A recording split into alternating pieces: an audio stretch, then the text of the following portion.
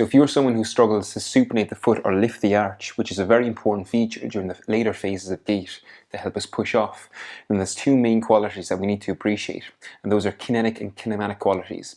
Kinetic qualities represent how forces are distributed through or moving through the foot and the ankle, and then kinematic qualities represent how the bony segments are all interacting with each other to help support or assist in that distribution of forces across the anatomy. So if we look at a standing single leg calf raise here, the main driver of force is the concentric behavior of the plantar flexors. And if we're looking to improve supination qualities, this plantar flexion capacity is key because it will couple with a supination of the foot segment. So kinematically, let's move from the rear foot to the forefoot. And as the ankle plantar flexes here, you'll notice this inversion of the calcaneus at the top of the motion, where the bottom of the calcaneus rocks inwards. And this is a key kinematic quality for supination.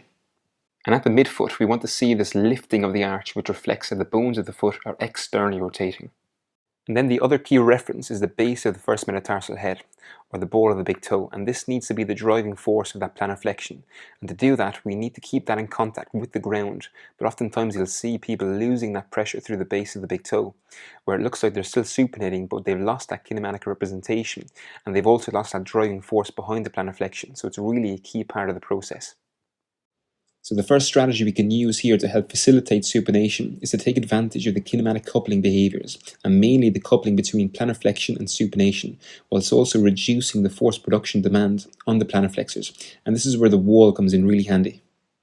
So as you can already see here, we're sliding that foot high up the wall so the ankle will naturally plantar flex as we bridge, but not too far because we still want room to lift the heel and get some load into end range plantar flexion. So you can hold the heel lift as isometric, or you can work through repetitions but ensure you're pushing through the first med head.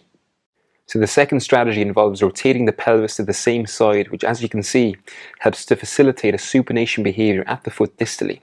So we're going to take advantage of that interaction by elevating the non-target foot on the surface in front, by pointing the foot, the knee and the pelvis towards 1 o'clock if you think of it as a clock face.